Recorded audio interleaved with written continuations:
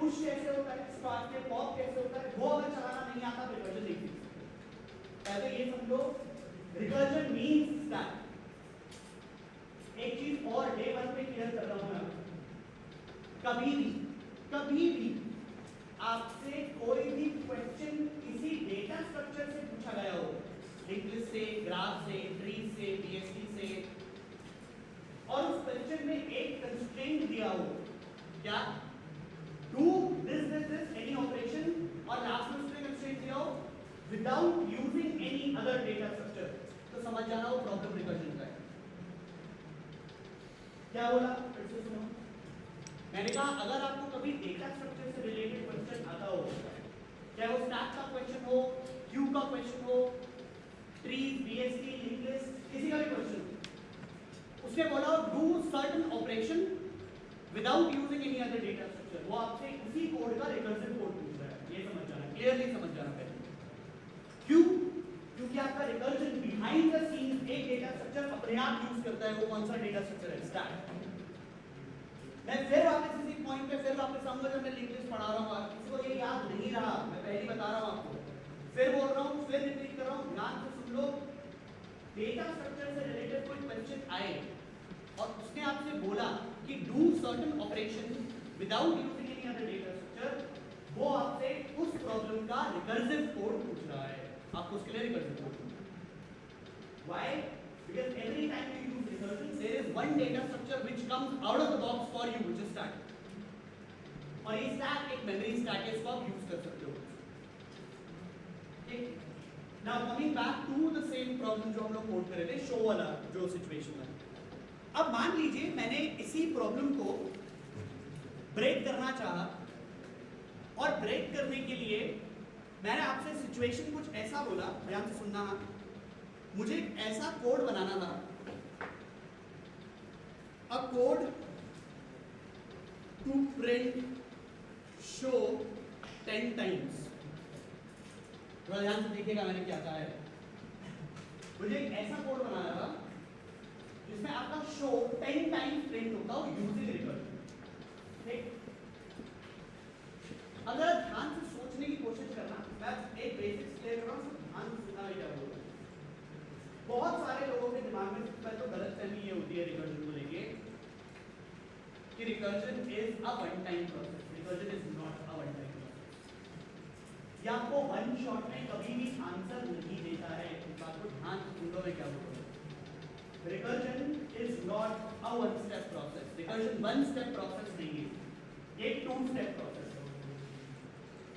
इन 2 steps को 2 बहुत technical नाम से भी जाना जाता है, something called as top down and bottom up। ठीक, इसी कॉन्सेप्ट के ऊपर आपके रिकर्जन में एक कॉन्सेप्ट और आता है, जिसको आप बोलते हो बैक ट्रैकिंग। वो भी इसी का कॉन्सेप्ट है, इसको जरा ध्यान से सुनना मैं क्या बोल रहा हूं। आप सबसे पहले तो इमेजिन करिए सिचुएशन जहां पर आपने पढ़ा, भाई ध्यान देना, जो भी काम करो उसको 2 मिनट से छोड़ो जरा ऊपर। आप जब छोटे रहे होंगे आपने एक सिचुएशन पढ़ा होगा, समथिंग कॉल्ड मर्ज सॉर्ट। कितने लोगों ने पढ़ा है मर्ज सॉर्ट? ओके, अगर मैं मर्ज सॉर्ट पर आऊं, थोड़ा ध्यान से सुनना, अगर मैं मर्ज सॉर्ट पर आऊं, मर्ज सॉर्ट काम कैसे करता है? आपके पास एक एरे होता है, आप उस एरे का मिडिल निकालते हो और उसको 2 पार्ट में ब्रेक करते हो। आपका रिकर्जन भी ऐसा ही है। रिकर्जन में मैंने क्या बोला, रिकर्जन 1 स्टेप प्रोसेस नहीं है, ये 2 स्टेप प्रोसेस। सबसे पहला रिकर्जन का जो स्टेप होता है वो होता है, इसको आप बोलते हो डिवाइड या टॉप डाउन। टॉप डाउन का मतलब होता है अपने प्रॉब्लम को लो और अपने प्रॉब्लम को ब्रेक करो और ब्रेक करते रहो। For example, again let's come back to merge sort. Merge sort को अगर आपने ध्यान से देखा होगा तो आपके पास एक एरे रहा होगा, उस एरे का कोई लेंथ रहा होगा, लेट्स से 0 to 10। आप क्या करते थे, आप इस एरे को 2 पार्ट्स में तोड़ते थे, called left array and right array. Left array में सारे एलिमेंट्स आते थे 0 से लेकर मिड तक। अगर मैं 10 का मिड निकालूं तो लेट्स से 5 तक, और यहाँ पे एक एलिमेंट आता था या एरे आता था 6 से लेकर 10 तक रहता था। आप फिर वापस से इसके लेफ्ट साइड पे आते थे, इसको फिर वापस ब्रेक करते थे। ये ब्रेक होता था 0 से लेकर 2 तक और ये ब्रेक होता था 3 से लेकर 5 तक। आप फिर वापस से इसको ब्रेक करते थे। किस किस में ब्रेक होता था? ये ब्रेक होता था 0 1 में और एक ये ब्रेक होता था 2 में। फिर आप इसके लेफ्ट पार्ट में आते, ध्यान से देखते रहना भाई इस पार्ट को। आप इसके लेफ्ट साइड पे आते थे और इसको ब्रेक करते थे 0 में और 1 में। अब थोड़ा ध्यान से सुनना मैं क्या बोल रहा हूँ। हाँ, ये जो आपने अप्रोच अभी देखा,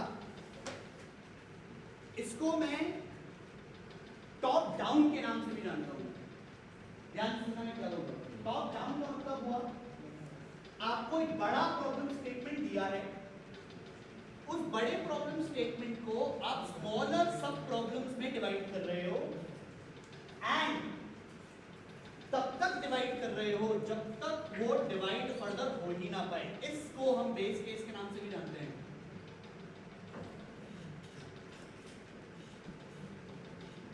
अब अगर आपको मर्ज सॉर्ट याद होगा तो आपको पता चला था कि आपके पास दो एलिमेंट्स थे जिनको आपने ब्रेक किया। ब्रेक करके आपको एक एक एलिमेंट मिला और एक एलिमेंट से फर्दर आप ब्रेक कर ही नहीं सकते। आप करना भी चाहो तो नहीं कर सकते। अज्यूम कर लेते हैं आपके पास एक एलिमेंट रहा होगा 5, एक एलिमेंट रहा होगा 4। अब ध्यान से देखिए इस वाले पार्ट को। बड़ा प्रॉब्लम था, टॉप डाउन किया, ऐसे लेवल पर लेकर आए जहां से फर्दर ब्रेक नहीं हो सकता। इसको हम बेस केस के नाम से भी जानते हैं। टॉप डाउन पे जैसे ही बेस केस हिट हुआ, ये अब वापस ऊपर की तरफ माइग्रेट करना स्टार्ट करेगा और जैसे जैसे ये ऊपर की तरफ माइग्रेट करेगा आपका सॉल्यूशन बनता जाएगा अपने आप। कैसे? मर्ज सॉर्ट को ही देखते हैं। बेस केस हिट हुआ, डेटा को सॉर्ट करना होगा। आपके पास एक लेफ्ट एरे आया, एक राइट एरे आया और ऐसा एरे आया जिसमें एक ही एलिमेंट है। डेटा सॉर्ट करना होगा। तो आपने क्या किया? आपने इन दोनों को कंपेयर किया। स्मॉलेस्ट एलिमेंट कौन सा है? 4। आपने 4 को यहां रखा और 5 को यहां रख दिया। नेक्स्ट टाइम जब ये कंपेयर होगा तो ये पूरा एरे इस एरे से कंपेयर होगा। लेट्स से यहाँ पे 3 रखा हुआ है, तो जब ये ऊपर जाएगा तो ये कंपेयर होकर आएगा 3 4 5। मीनिंग जब ये ऊपर की साइड को माइग्रेट होगा, इसको हम बॉटम अप के नाम से भी जानते हैं। पूरी साइकिल देख के आप पहले रिकर्जन की साइकिल क्या है उसको ध्यान से देखो। सबसे पहले आप प्रॉब्लम पे गए, उस प्रॉब्लम को आपने ब्रेक किया। ब्रेक करते हुए आप एक ऐसे पॉइंट पर पहुंचे जहां मेरे को पता था कि इससे आगे नहीं जा सकता। जैसे ही वो पॉइंट आया, आपने अपने लिए सॉल्यूशन बनाना स्टार्ट कर दिया। ठीक, अब वापस आते हैं इसी प्रॉब्लम पे। मुझे इसी के लिए एक रिकर्सिव कोड लिखना था। रिकर्सिव कोड किस चीज का लिखना था? कि एक कोड जो आपको शो प्रिंट करती हो 10 बार। ठीक, अगर मैं ध्यान से सोचूं तो मुझे एक्चुअली में जेन्युइनली करना क्या था? मुझे करना था ये 10 बार, ये वाले लाइन को 10 बार आइटरेट करना था। अब सोच कर देखिए, आपने खुद कहा कि recursion is nothing but a function calling itself. Makes a lot of sense, correct? अब ध्यान से सुनिए, अगर मुझे इसे 10 बार प्रिंट करना था तो क्या मैं इसके अंदर एक काउंटर वेरिएबल ले सकता हूं जिसका वैल्यू इनिशियली 10 होगा? ध्यान से सुनो मैंने क्या बोला है और इसको प्लीज समझने की कोशिश करो मैं क्या बोल रहा हूं। आपको एक रिकर्सिव कोड लिखना था शो का, जो इसी शो को प्रिंट करता हो एग्जैक्टली 10 बार। मुझे ये पता है कि ये कोड रिकर्सिव होने वाला है। ये ऐसा कोड होगा जो अपने आप को कॉल करेगा। क्या मैं इसके अंदर कोई वेरिएबल डिक्लेयर करके क्या वहां पर काउंट की वैल्यू को 10 रख सकता हूं? कितने लोग कहते हैं यस, रख तो सकते हैं। यस, नो, क्यों भाई? क्यों भाई ऐसा क्यों बोला तुमने कि नहीं रख सकते? एग्जैक्टली अगर आप यहाँ पे देखो, इसी को देखो, अगर आप तो जब शो चल रहा होगा, शो की बॉडी पे जैसे ही आएगा, इस वाले स्टैक के लिए आपकी काउंटर की वैल्यू क्या होगी? 10। इस वाले कॉल के लिए काउंटर की वैल्यू क्या होगी? फिर 10, फिर 10, और जितनी बार आप कॉल करोगे आपका काउंटर हर बार 10 ही होगा, वो चेंज होगा ही नहीं कभी। अब ध्यान से सुनो मैं क्या बोल रहा हूँ। अगर आपको अपने लिए एक रिकर्सिव कोड बनाना है और उसमें आपको एक ऐसा वेरिएबल चाहिए जो चेंज होता हो, आप उसको बॉडी के अंदर डिफाइन नहीं करते, आप उसको एज अ पैरामीटर ले लेते हो। क्या बोला मैंने? कहा कि इस काउंटर की वैल्यू को मैं यहां डिफाइन नहीं करूंगा, इंस्टेड मैं इसको एज अ पैरामीटर लूंगा कि कितने टाइम्स प्रिंट होना चाहिए। और मैंने क्या किया, मैंने जिस टाइम पे इसको पहली बार कॉल किया तो मैंने इसको पास कर दिया कि भाई ये एग्जैक्टली 10 बार प्रिंट होना चाहिए। ध्यान से देखो मैंने क्या लिखा है पहले, करेक्ट है? तो यहां तक कितने लोग सॉर्टेड है? अगर इसके अंदर कुछ कोड नहीं लिखा है, बस मैंने भी सेटअप किया है कोड, ठीक है? अब ध्यान से देखो, मुझे करना क्या था, मुझे इस लाइन को कितनी बार प्रिंट करना था? 10 बार। तो मैं पहली बार जब इस कोड पे आया, ध्यान से देखना भाई, मैं पहली बार इस कोड पे आया, मैंने प्रिंट किया, तो कितनी बार प्रिंट हो गया है? 10 में से एक बार प्रिंट हो गया है। अब कितनी बार और प्रिंट करना है? तो मैंने क्या किया, मैंने फिर वापस से शो को कॉल किया और यहां से क्या पास किया? टाइम्स -1, क्योंकि एक बार तो मैं प्रिंट करा ही चुका हूं। अभी टॉप डाउन चल रहा है, ध्यान से देखो अपने अपने प्रॉब्लम को ब्रेक कैसे किया। प्रॉब्लम का ब्रेक अगर मैं आपको बहुत बहुत शॉर्ट में अगर दिखाऊं तो बेसिकली कुछ इस तरीके से चलेगा। आपका स्टैक बनेगा, भाई ध्यान से देखना यहाँ पे, आपका स्टैक बनेगा, मेन से स्टार्ट होगा, अपने कोड को भी लिखते रहो साथ में, एग्जीक्यूट कैसे करो। मेन से स्टार्ट होगा, मेन से जैसे आप मेन में आए आपने कॉल किया शो 10, जैसे वो अंदर गया तो उसने एक बार प्रिंट किया, फिर वापस शो को कॉल किया, और इस बार उसने टाइम्स की वैल्यू क्या दी? फिर 7, 6, 5, कब तक चलता रहेगा ये? अब देखो ये प्रॉब्लम आपका ब्रेक हो रहा है, पहले 10 था, फिर ये 9 हुआ, फिर 8 हुआ, 7 हुआ, 6 हुआ, 5 हुआ, 4 हुआ, 3 हुआ, फिर ये कहां पर पहुंचेगा? मुझे कितनी बार प्रिंट करना है इसको? 10 बार। तो 10 बार ये एग्जैक्टली कब प्रिंट होगा? जब आपका ये टाइम क्या हो जाएगा? 0। इसके लिए अब मुझे ये सोचना है कि मुझे इस कोड को रोकना भी है। उसको करने के लिए मैंने यहीं पे एक कंडीशन बनानी, मैंने कहा इफ ये टाइम्स कभी 0 हो गया, अपने कोड को वहीं रोक देना, बाहर आ जाना कोड से।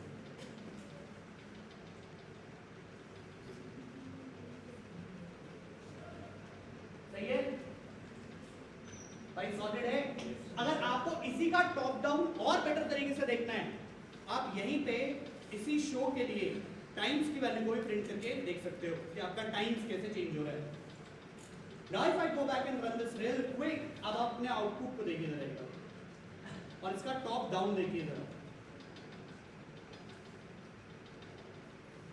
पहले 10 से स्टार्ट हुआ, अपने स्टार्ट को देखते रहना, ये लीड पे गया, ये 10 से स्टार्ट हुआ, प्रिंट किया 10, 9, 8, 7, 6, 5 और ऐसे करते हुए 1 पे पहुंचा। अब थोड़ा ध्यान से सुनिएगा, ये बहुत इंपॉर्टेंट है।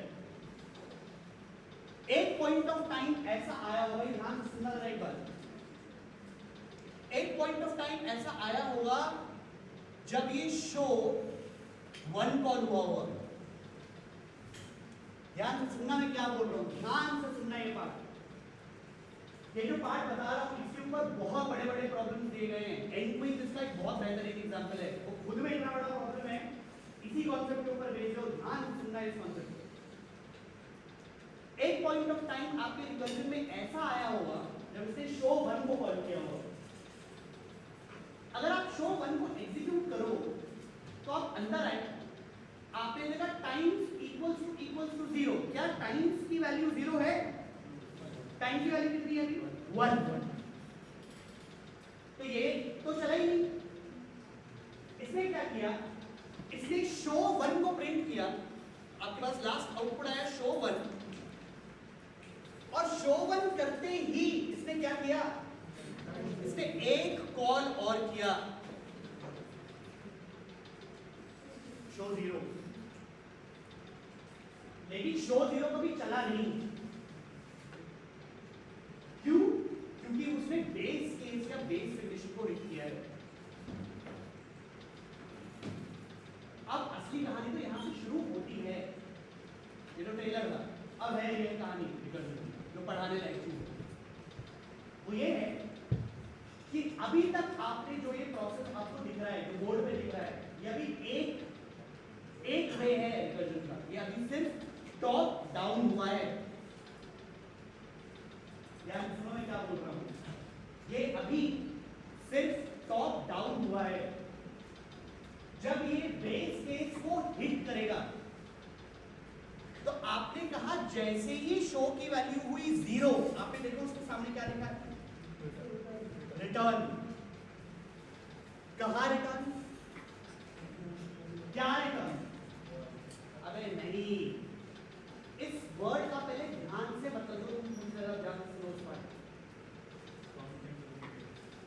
आपको रिटर्न देखो, आप बहुत दूर मत जाओ, इंग्लिश में मतलब रिटर्न का मतलब क्या हो, वापस जाओ।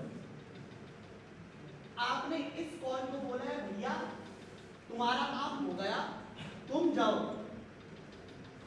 जब ऐसा होगा, फर्स्ट थिंग फर्स्ट, जैसे ही किसी फंक्शन का काम खत्म हो गया, वो स्टैक से गायब हो जाएगा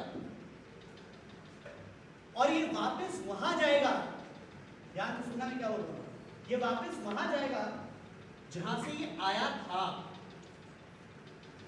मतलब ये अपने पेरेंट पर वापस जाएगा।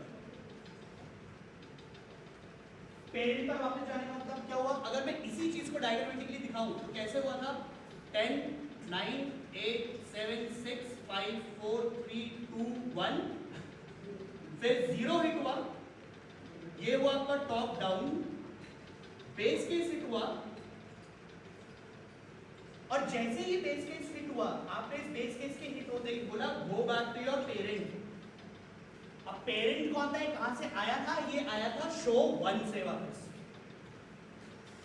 अब ध्यान से सुनिएगा, यहां से आपका बॉटम अप स्टार्ट हुआ। इसका दूसरा स्टेप या दूसरा फेज स्टार्ट हुआ, जहां से आपका एक्चुअल सॉल्यूशन बिल्ड होता है। ध्यान से सुनिएगा मैं क्या बोल रहा हूं। अब पहले पॉइंट ये समझिए कि ये वापस कहां आएगा। जब शो 1 चल रहा था, ध्यान से सुनना मैं क्या बोल रहा हूं, जब शो 1 चल रहा था तब इस लाइन से, लाइन 6 से शो 0 कॉल हुआ।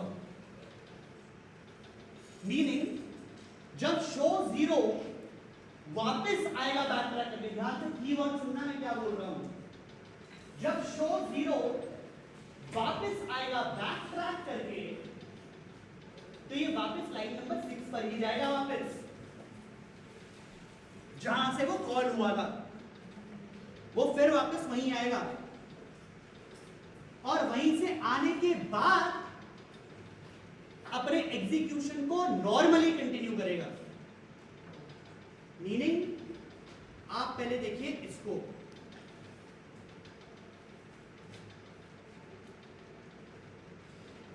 अब जो दिखा रहा हूं उसको थोड़ा ध्यान से देखिएगा भाई।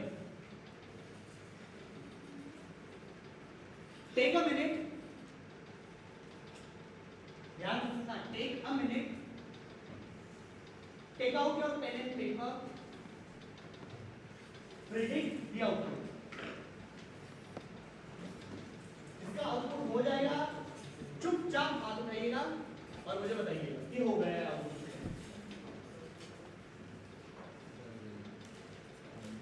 ध्यान से स्टैक मेमोरी को ध्यान से देखिए, रिकर्जन के 3 स्टेप्स को ध्यान रखिए, top down, base case, bottom up.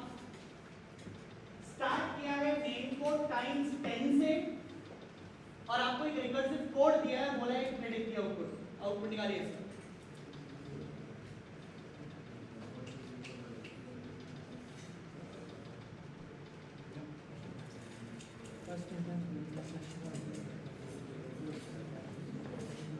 इसमें भाई ध्यान से कोड को देख, पेन पेपर पे लिख। अभी कह रहा हूँ I have printed something, I have printed the time and the values again. Look,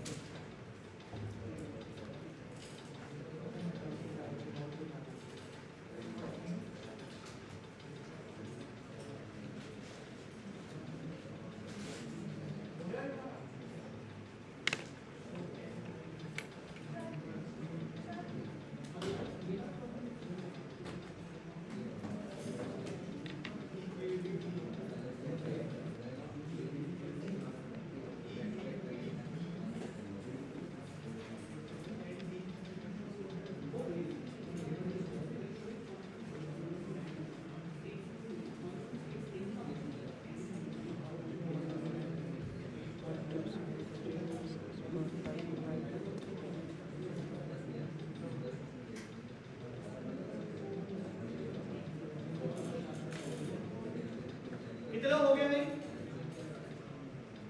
अब जरा अपने आउटपुट को देखिए, आपका आउटपुट कुछ इस तरीके से फॉर्मेट होकर आया होगा। इसको पहले जरा ध्यान से समझिए कि आउटपुट क्या है, और इसमें आप सबसे पहले अपने लिए बैक ट्रैकिंग का कॉन्सेप्ट समझिए पहले कि बैक ट्रैक हुआ कैसे है। ये इतना पार्ट जो आपको दिख रहा है ये है आपका टॉप डाउन अप्रोच। फिर एक बेस केस हिट हुआ, बेस केस हिट होने के बाद 0 1 पर वापस आया, वापस आने के बाद वो लाइन नंबर 6 पर पहुंचा। जैसे ही उसका लाइन नंबर 6 कंप्लीट हुआ वो डायरेक्ट पहुंचा लाइन नंबर 7 को इंप्लीमेंट करने के लिए। उस टाइम पर टाइम्स की वैल्यू थी 1 का काम जैसे ही खत्म हुआ फिर स्टार्ट हुआ काम 2 का, फिर 3, फिर 4 and so on and so forth. Idea समझ में आया क्या हुआ? अरे भाई आइडिया समझ में चलो, आउटपुट समझ में आया, आउटपुट क्या आया है और कैसे आया है। फिर ध्यान से देख लो, आपने कॉल किया जब टॉप डाउन हो रहा था, ध्यान से देखना, इसको मैं एक और बेटर तरीके से समझाता हूँ। टॉप डाउन मतलब फिलिंग द अरे, और I should say filling the stack. Stack में पुश करने को हम टॉप डाउन भी बोलते हैं। बॉटम अप का मतलब होगा when you start popping from your stack, जब आप स्टैक से एलिमेंट निकालते हो उसको हम बॉटम अप भी बोलते हैं। अब देखिए हुआ क्या, आपने स्टार्ट किया 10 से, जैसे 10 आया आपने 10 को प्रिंट किया, 10 से आप पहुंचे 9 पे, 9 पे पहुंचे, 9 को प्रिंट किया, पहुंचे 8, फिर 7, 6, फिर ऐसा आया 1 पे, 1 को प्रिंट किया, 0 को कॉल किया, 0 के लिए कंडीशन फॉल्स हो गई, फॉल्स होते ही ये अपने पेरेंट पर रिटर्न हुआ। जैसे पेरेंट पर रिटर्न हुआ उसी के नीचे फिर लिखा हुआ था system dot out dot println times. तो पहले ये ऐसे प्रिंट हुआ 10 to लेकर 1 तक, और फिर ये 1 से लेकर 10 तक फिर वापस प्रिंट हुआ। तो इसको आप अगर देखो तो आप इसको 3 स्टेप प्रोसेस से भी देख सकते हो। Top down meaning breaking the problem into sub problems, hitting a base case and then taking your answer from the base case to the total solution. ये 3 स्टेप में चला। कितने लोगों को सिचुएशन समझ में आया? ये जो आपको लास्ट लाइन मैंने दिखाई, इसी को लोग बहुत कॉमनली एक और नाम से भी जानते हैं जिसका नाम आपने भी सुना होगा। इसी को हम बैक ट्रैकिंग के नाम से भी जानते हैं। बैक ट्रैक का मतलब जब आपका चाइल्ड रिकर्जन करके वापस आएगा तो उसको क्या करना है, वो लाइन आप उसी रिकर्सिव कोड के नीचे लिखते हो। तो ऐसा मत समझना कि ये लाइन अनरीचेबल है, ये अनरीचेबल लाइन नहीं है, ये बैक ट्रैक करके या बैक ट्रैकिंग की लाइन है, जहां पे आप ये स्पेसिफाई कर रहे हो कि जब मेरा चाइल्ड रिकर्सिवली कॉल होकर वापस आएगा इस लाइन पर, तो उस टाइम पे उस लाइन के बाद आपके चाइल्ड को क्या परफॉर्म करना है वो आप बैक ट्रैकिंग के कोड में लिखते हो। बैक, ध्यान सुन लो भाई इस पार्ट को, बैक ट्रैकिंग का लाइन ऑफ कोड एग्जैक्टली वहां पे होगा जहां पे आपने जस्ट रिकर्जन परफॉर्म किया होगा और उसके जस्ट नीचे आते आते लाइन लिखी होगी।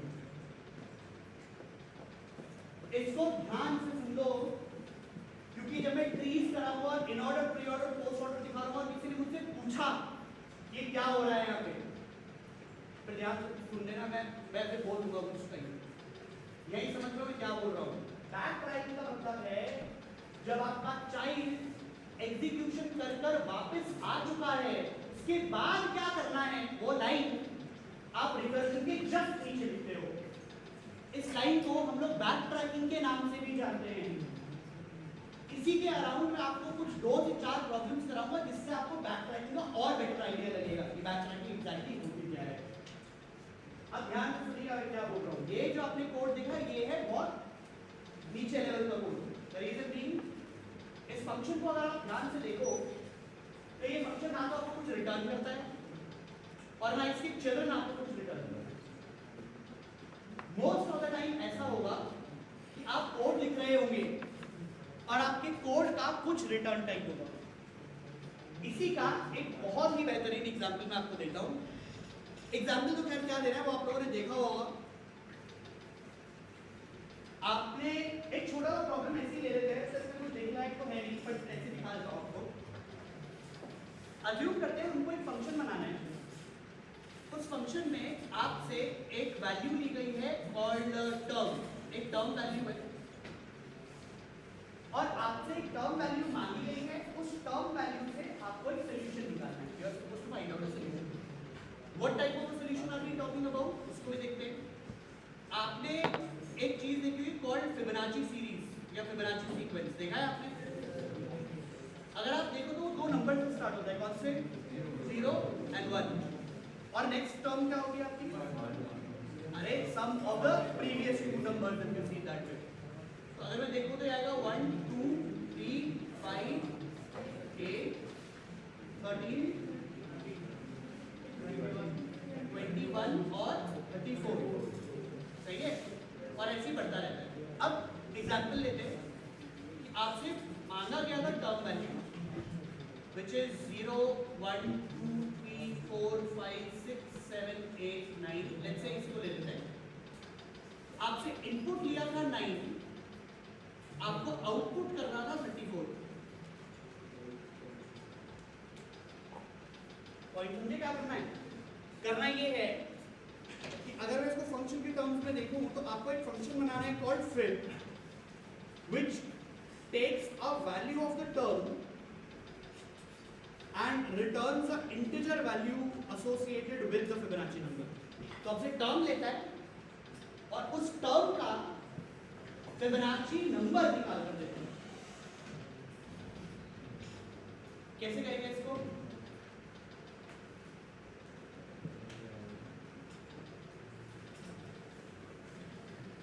आपको एक टर्म दिया है, अब थोड़ा ध्यान से देखो। आपका प्रॉब्लम स्टार्ट हुआ है यहां से, उसने आपको ये दिया है और वो बोल रहे हैं कि ये नंबर निकालना है, 4 निकालना है। तो सोच कर देखिए कि अगर आपको ध्यान से देखना भाई, अगर आपको फिब 9 निकालना है तो फिब 9 निकालने के लिए आपको क्या चाहिए? फिब 8 भी चाहिए और फिब 7 भी चाहिए। तो कहने का पॉइंट ये कि मैं इसको ब्रेक कर रहा हूं फिब ऑफ 8 में और फिब ऑफ 7 में। मेरे पास फिब ऑफ 8 है मुझे पता है फिब ऑफ 8 की वैल्यू नहीं, क्या करना पड़ेगा इसका, इसको फिर ब्रेक करना पड़ेगा, फिब ऑफ 7, फिब ऑफ 6। अब मुझे ये भी नहीं पता, क्या करना पड़ेगा, फिर ब्रेक करना पड़ेगा, किसमें ब्रेक करना पड़ेगा, फिब ऑफ 6 में, फिब ऑफ 5 में। और ये कब तक ब्रेक होता रहेगा, कौन सा केस होगा मेरा बेस केस, कि जब मेरा टर्म या तो 0 ना हो जाए या 1 ना हो जाए, क्योंकि मुझे वो दो नंबर पता है, 0 का नंबर क्या है 0 और 1 का नंबर क्या है 1। तो भाई इसको लिखने के लिए अब थोड़ा देखिए, रिकर्जन का कोड लिखने के लिए ना बहुत इजी सा तरीका बताता हूँ, 3 स्टेप में इसको चलाइए, ठीक है। चलाना कैसे उसको भी मैं ध्यान से बता रहा हूँ। अब देखिए स्टेप 1, आप अपने टॉप डाउन के बारे में सोचिएगा। टॉप डाउन के बारे में मतलब अगर आपको टर्म दिया है तो ये टर्म ब्रेक कैसे हो रहा है, तो मैंने कहा टर्म ब्रेक हो रहा है बाई टर्म -1 और टर्म ब्रेक हो रहा है बाई टर्म -2। इन दोनों के लिए मेरे को फिर से फिबोनाची को कॉल करना पड़ेगा और टर्म की वैल्यू को पास करना पड़ेगा। एक बनेगा आपका टर्म -1 या टर्म -2, एक बनेगा आपके पास टर्म -1। अब ध्यान से देखिए भाई, ध्यान से सुनिए, ये फंक्शन कॉल आपको क्या रिटर्न करेगा, अपने फंक्शन कॉल के सिग्नेचर को देखिए, फिर क्या रिटर्न करता है इंट। पता है ये कॉल जो मैंने हाईलाइट किया है, ये कॉल एक नंबर है, ये एक इंटीजर नंबर है, और ये कॉल भी क्या है एक इंटीजर नंबर है। मैंने कहा इन दोनों इंटीजर नंबर को ऐड कर दो और जो भी ऐड कर आएगा वो मेरा आंसर होगा।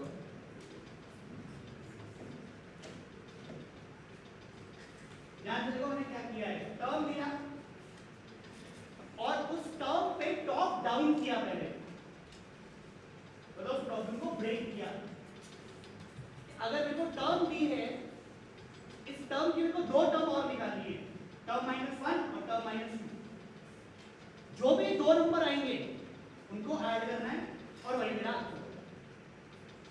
जब ये कंटिन्यूअसली ब्रेक होता रहेगा, अब आपने एक केस कर दिया है, आपका टॉप डाउन कोड हो गया है, अब आपको सोचना है इसके बेस केस के बारे में, रुकेगा कहां, जब आपका टर्म क्या हो जाएगा 0 और जब आपका टर्म हो जाएगा 1। आपने क्या किया, आपने इसी के ऊपर आए और ये करने से पहले, टॉप डाउन करने से पहले एक कंडीशन लिख दी, और ये हर किसी रिकर्सिव कोड में ऐसा ही होगा, टॉप डाउन करने से पहले आप बेस केस चेक कर रहे होंगे। आपने यहाँ पे आए, आपने चेक किया if my term came out to be 1 then my answer is 1, and if somehow my term came out to be 0 then my answer is 0. Sorted? अब आप चाहो तो इसको प्रिंट करके देख लो, if this works out fine or not, because I am about to tell you something. तो अगर आप यहाँ से fib of 9 को कॉल करो, output expected is 34 if I see that. So if I give it a run, this is what I get.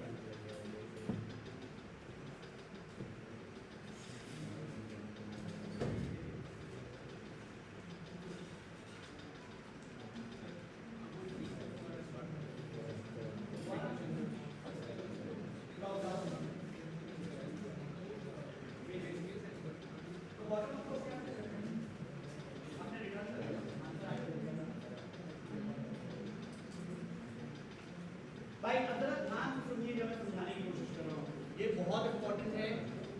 The reason being आपसे interview में वो यही पूछेगा, ठीक है, ध्यान से सुनना। आपको लेट्स से इंटरव्यूअर ने आपके सामने एक पेन और पेपर पे ये कोड लिखा जो हाईलाइटेड कोड है, और उसने आपको कहा find out the running time complexity of the following code.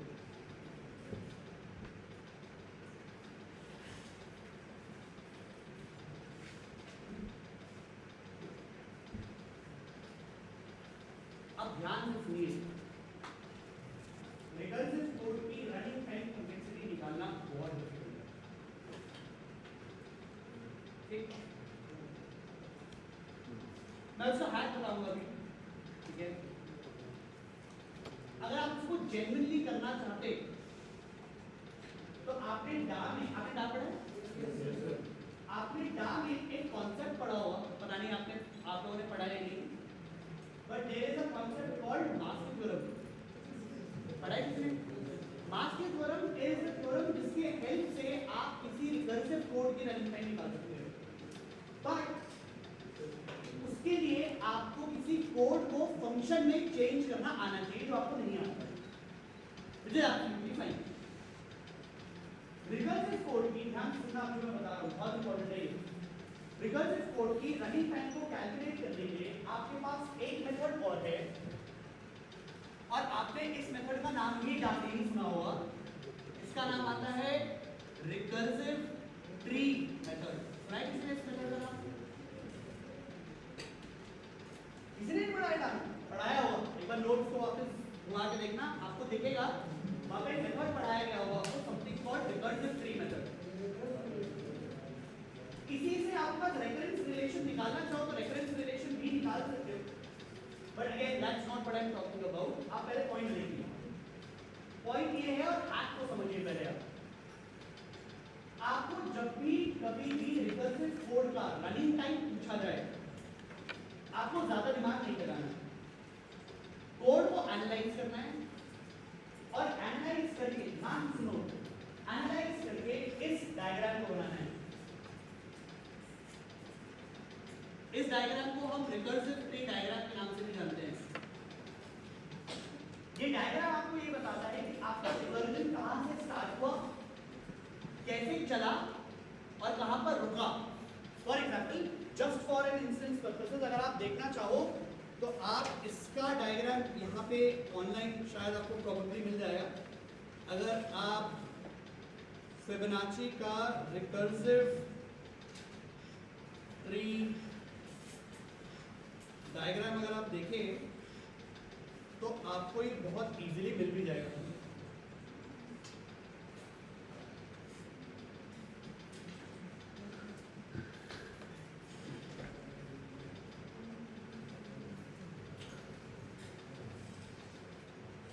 ये है इसका रिकर्सिव ट्री डायग्राम। इस डायग्राम में फिर देखिए, आपको एक एन दिया था, उस एन को आपने फर्दर ब्रेक किया।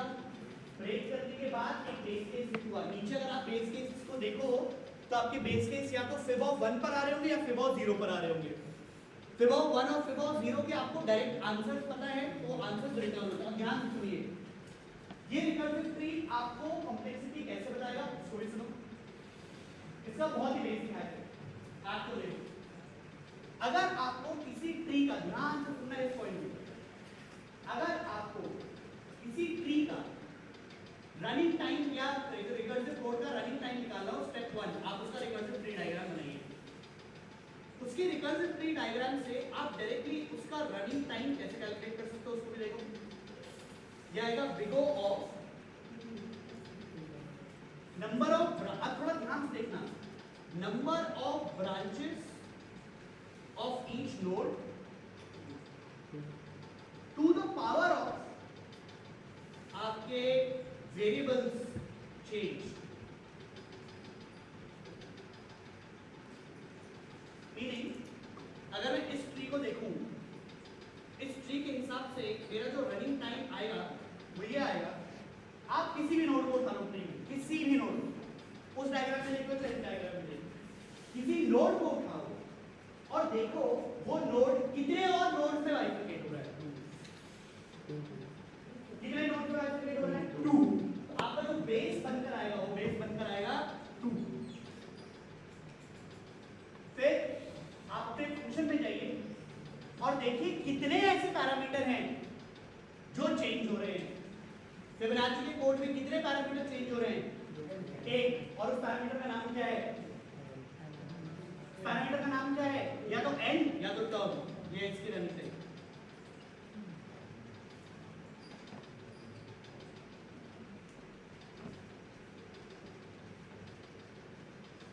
इसी एग्जांपल को, इसी आइडियोलॉजी को अगर मैं शो वाले कोड में लिखूं तो इस शो वाले कोड का रनिंग टाइम कितना आएगा?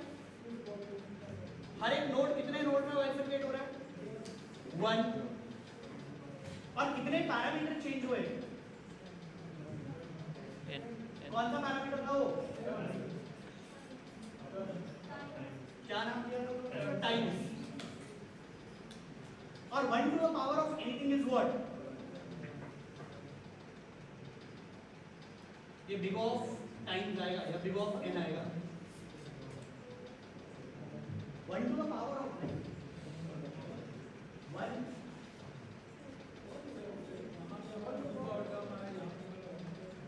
अरे एक नोट कितने नोट का एग्जीक्यूट हो रहा है भाई? अरे भाई इस वाले कोड में एक नोट भाई 10 क्या 2 वैल्यू ले रहा है एक बार में, एक ही तो आएगा। 1 to the power of times right? अरे भाई तुम पॉइंट ढूंढ लो। कहने का पॉइंट ये है कि आप उसको निग्लेक्ट कर सकते हो। कहने का पॉइंट ये है अगर ये एक ही टाइम पे ब्रेक हो रहा है तो नहीं समझे? अगर ये एक ही टाइम में आइटरेट हो रहा है बेसिकली वही तो है 10 से 9 गए, 9 से 8 गए, 8 से 7 गए। अगर आप इसको 10 से लेकर 1 तक अगर आप देखो ये एग्जैक्टली क्या है? ये एनी तो है, ये एनी है। अब n यहां से आए, n यहां से गए। अगर आप इसका एग्जैक्ट रनिंग टाइम देखें तो ये है 2n और 2 टाइम्स। बट अगेन अगर आप इसको ऑर्डर के हिसाब से देख रहे हैं तो आपको 50n हो या 100n हो, बट अगेन ऑर्डर तो n ही है। कहने का पॉइंट ये है आप बस ये देखिए कि एक नोड बाइफरकेट हो रहा है या नहीं। अगर वो बाइफरकेट हो रहा है तो आप उसकी ब्रांचेस देखिए कि उसमें टोटल नंबर ऑफ ब्रांचेस कितनी है, वो आपका बनेगा बेस। अगर वो ब्रेक हो रहा है तो, अगर वो ब्रेक नहीं हो रहा है आप उसको 1 एज्यूम करके आप सिर्फ अपने लिए उसका वो देखें कि वो टाइम कितना चेंज हो रहा है या वेरिएबल कितना चेंज हो रहा है। इसमें एक पॉइंट और ध्यान से समझिएगा, ऐसा भी हो सकता है, ये हैक है इसको जरा ध्यान से सुनिएगा, ऐसा भी हो सकता है कि आपके फंक्शन में एक पैरामीटर ना चेंज होकर 2 पैरामीटर चेंज हो रहे होते। उस केस में वो पैरामीटर एज अ पावर जाएगा लेकिन ऐड होता हुआ जाएगा। तो अगर मान लो यहाँ पे एक पैरामीटर और होता आप इसको लिखते हैं term plus n let's say. Point समझ रहे हो मैंने क्या बोला है? Again this is just a hack, ठीक है? आपको कुछ नहीं करना, कोड देखना है, कोड का रिकर्सिव ट्री बनाना है, रिकर्सिव ट्री बना के ये देखना है कि एक नोड कितने और नोड्स में बाइफरकेट होता है, वो बनेगा आपका बेस। और आपको फिर कोड में ये चेक करना है कि कितने ऐसे पैरामीटर्स हैं जो चेंज हो रहे हैं, इसके बेसिस पर आपको आगे। हाँ ये एकदम वैलिड है। आप अपनी डाक की बुक उठाकर देखिए भाई, मैं आपको एल्गोरिथम्स की बुक बताई थी कॉर्बन, आप उस कॉर्बन को उठाओ, स्टार्टिंग में 10 से 15 पेजेस नहीं रिकर्सिव ट्री डायग्राम और रिकर्सिव ट्री मेथड आपके पास देख के ये लेजिट मेथड है। आप अगर देखना चाहो इसको मैं दिखा भी देता हूं।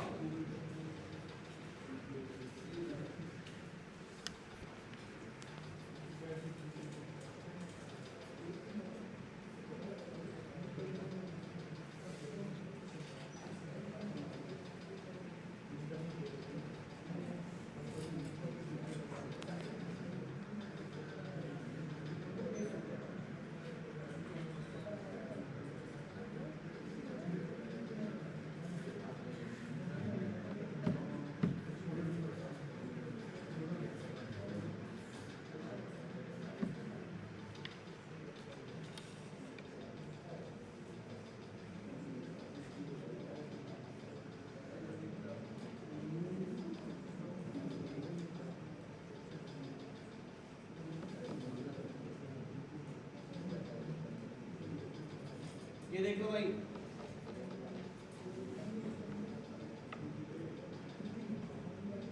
ये भी इन्होंने यहाँ पे एक्सप्लेन किया हुआ है भाई।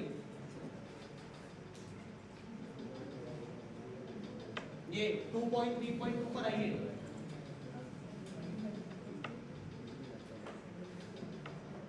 ये उसने आपको यहाँ पे रिकर्सिव ट्री अप्रोच ही बताया है कि आप ट्री बनाइए, ट्री को बनाने के बाद आपको उसका रनिंग टाइम कैसे एग्जीक्यूट करना है उसके बारे में उसने पूरी डिटेल में बात करी है। डिवाइड कैसे करते हैं, कॉन्कर कैसे करते हैं और कंबाइन कैसे करते हैं। तो divide is nothing but your top down, conquer is basically your base case and combine is basically your bottom up where you start building your solution. तो उसने आपको बहुत डिटेल में डायग्राम बनाकर एक्सप्लेन किया है कि आप एग्जैक्टली किस तरीके से इसकी रनिंग टाइम को ऑप्टिमाइज करना है. It's a legit way of doing it if you see that. सही है. बट अगेन अगर आप इसको देखोगे इसमें बहुत मैथमेटिक्स जाता है. But again not getting into mathematics, but yes this is something that you can consider as a hack. आप इसको हैक की तरह कंसीडर कर सकते हो. अब आपका आज का काम क्या हुआ? आपका आज का काम सिंपल ये हुआ. अभी एक प्रॉब्लम डिस्कस करते हैं थोड़ी देर में. हमारा मॉर्निंग में सेक्शन है ना, मॉर्निंग में है भाई. जरा ध्यान से देखिएगा. अगर आपको फिबोनाची, भाई कितने हो फिबोनाची समझ में आया? फिबोनाची में करना क्या है? आपके पास ऑलमोस्ट सिमिलर मिलता जुलता एक प्रॉब्लम है.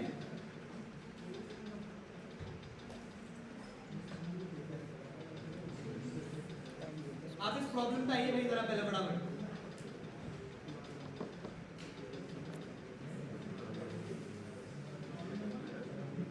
बता रहा हूं प्रॉब्लम नंबर क्या है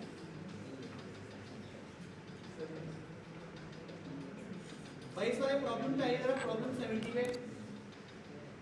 प्रॉब्लम का नाम है क्लाइंबिंग स्टेयर्स. एक बार इस प्रॉब्लम को पढ़िए जरा फटाफट से.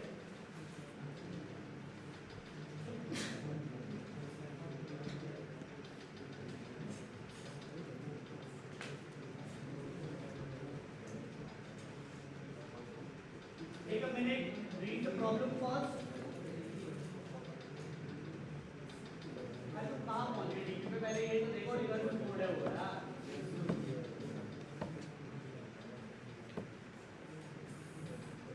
सिचुएशन को देखिए, इसी को फिबोनाची से कंपेयर करिए और फिगर आउट करिए कि how is this very similar to Fibonacci.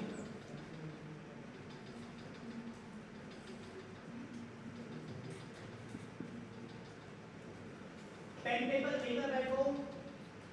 इसका पहले फटाफट से रिकर्सिव ट्री डायग्राम बनाओ फटाफट से. कोई भी इनपुट लो.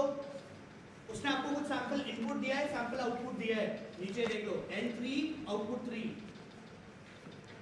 आप इसके लिए रिकर्सिव ट्री बनाओ. उसने आपको दो कंडीशंस बताई हैं, उन दोनों कंडीशंस को ध्यान से पढ़ो और इसका रिकर्सिव ट्री डायग्राम बनाओ और मुझे बताओ इसका रनिंग टाइम क्या होगा.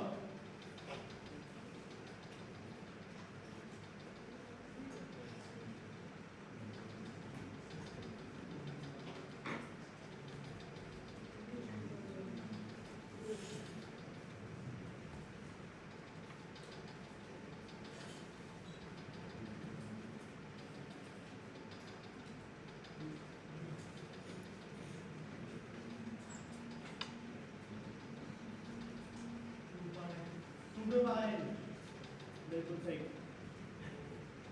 एक नोड दो पार्ट्स में डिवाइड होगा. एक में n-1 होगा, एक में n-2 होगा. इसके लिए कोड लिखे भाई फटाफट. जैसे आपने फिबोनाची के लिए कोड लिखा है वैसे ही दो लाइन का कोड लिख दो फटाफट से. ये लिटरली फिबोनाची है. इसका कोड लिखे. लिटरली दो लाइन का कोड है. इसका कोड लिखे फटाफट. अब कोड सबमिट करेंगे तो सबमिट नहीं होगा, लेकिन आप पहले कोड लिखिए पहले.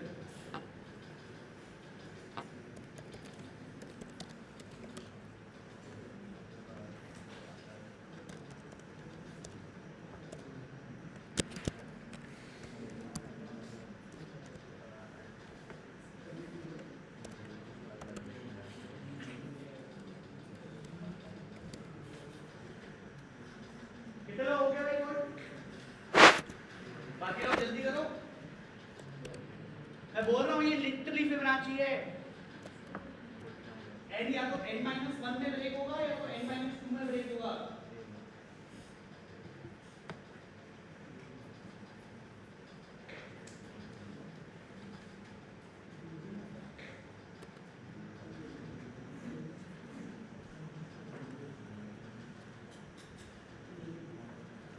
सबमिट करते हुए क्लियरली आएगा, but let's not worry about that part.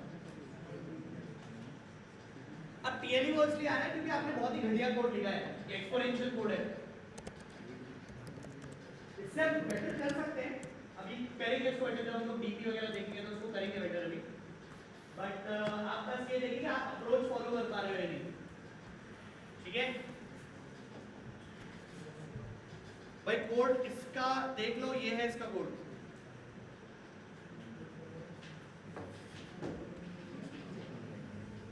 इसको रन करोगे आपके टेस्ट केसेस बिल्कुल चलेंगे। सबमिट करोगे, सबमिट नहीं होगा आपको टाइम लिमिट एक्सीडेड देगा बिकॉज़ आपका रनिंग टाइम एक्चुअली में एक्सपोनेंशियल है। अच्छा एक बात और, something to the power of something, मतलब ऐसा कोड कभी लिखते नहीं है, ठीक है? बट अगेन इससे बेटर किया जा सकता है, बिल्कुल किया जा सकता है। मैं आपको डीपी का एक बहुत ही टच इंट्रो दे रहा हूँ, ये अभी डीपी स्टार्ट नहीं हुआ है, अभी डीपी बहुत लेंथी टॉपिक है, उसको बहुत डिटेल में देखेंगे। But I just want to make a point here, पहले आप इस पॉइंट को ध्यान से देखिए। इधर आ जाओ, इस रिकर्सिव ट्री को देखो जरा। I want you guys to take a little minute, इस रिकर्सिव इसको देखो, चाहे जो मैं आपको डायग्राम दिखा रहा हूँ उस डायग्राम को देखो। दोनों में से किसी को देखना चाहो तो उसको देख सकते हो। आप जब इसको अगर ध्यान से देखो, इस डायग्राम को ध्यान से देखो, इस डायग्राम में आपको कुछ वेयर दिखेगा। कितने लोग दिख रहा है वेयर? कुछ दो, शांत हो। Other people observe the diagram very carefully. What's there?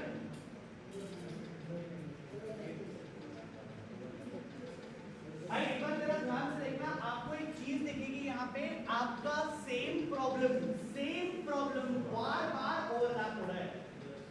Meaning अगर आप अपने 6 को देखो तो 6 यहाँ भी कैलकुलेट हो रहा है, यहाँ भी कैलकुलेट हो रहा है। 7 को यहाँ देखोगे तो 7 यहाँ भी कैलकुलेट हो रहा है, 7 यहाँ भी कैलकुलेट हो रहा है।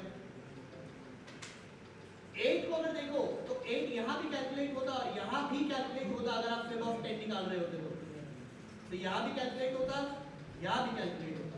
कहने का सिंपल सा पॉइंट ये कि आपको कोडिंग में बहुत बार ऐसे प्रॉब्लम्स देखने के लिए मिल सकते हैं जिनका नाम दिया गया है ओवरलैपिंग सब प्रॉब्लम्स। ओवरलैपिंग सब प्रॉब्लम्स मतलब सब प्रॉब्लम समझ लो कि जब ब्रेक किया तो सब प्रॉब्लम्स में ब्रेक किया और वो सब प्रॉब्लम्स ओवरलैप होते हैं आपस में, मतलब बार बार कैलकुलेट किए जाते हैं। ऐसे प्रॉब्लम्स को ओवरलैपिंग सब प्रॉब्लम्स के नाम से भी जानते हैं। Climbing stairs is a very good example of overlapping सब प्रॉब्लम। और इसमें और भी प्रॉब्लम्स हैं जो ओवरलैपिंग सब प्रॉब्लम टाइप के होते हैं, जिनको हम जनरली डीपी या डायनेमिक प्रोग्रामिंग के हेल्प से सॉल्व करने की कोशिश करते हैं। अभी डीपी कैसे करते हैं, कैसे नहीं करते हैं, इसके बारे में बहुत डिटेल में बात करेंगे जब हम लोग एक्चुअली में डीपी देख रहे होंगे। बट पॉइंट ऑफ बेसिक ये रखिएगा कि आपके पास रिकर्जन करते हुए आपको कभी-कभी ओवरलैपिंग सब प्रॉब्लम टाइप का सिचुएशन देखने के मिल जाता है जो कि ऐसा दिखता है।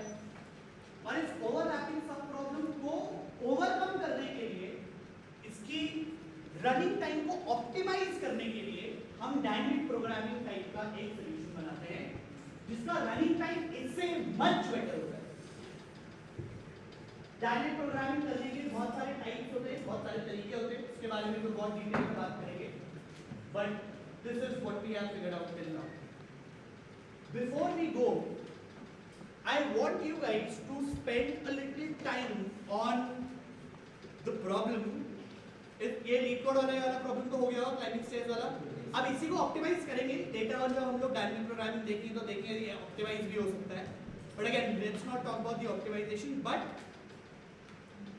आप जरा इस प्रॉब्लम के बारे में थोड़ा सा पढ़कर आइएगा, इसके बारे में थोड़ा सोच कर आइएगा। The name of the problem goes unique paths. Classic array problem. आप चाहो तो इसको भी रीड भी कर सकते हो। आप इसको रीड करो और फिगर आउट करो कि प्रॉब्लम एग्जैक्टली है क्या। प्लीज इसको अटेम्प्ट कर आइएगा। I do not seek out help लेने की जरूरत नहीं है। होगा तुमसे तो वेल एंड गुड, नहीं होगा will come back in class tomorrow और क्लास यहीं से स्टार्ट करेंगे, इसी प्रॉब्लम से स्टार्ट करेंगे। ठीक है, तो ध्यान से देख कर आइएगा। पहले प्रॉब्लम रीड कर लो। I am giving you 5 minutes, please go through the problem quick. Unique paths.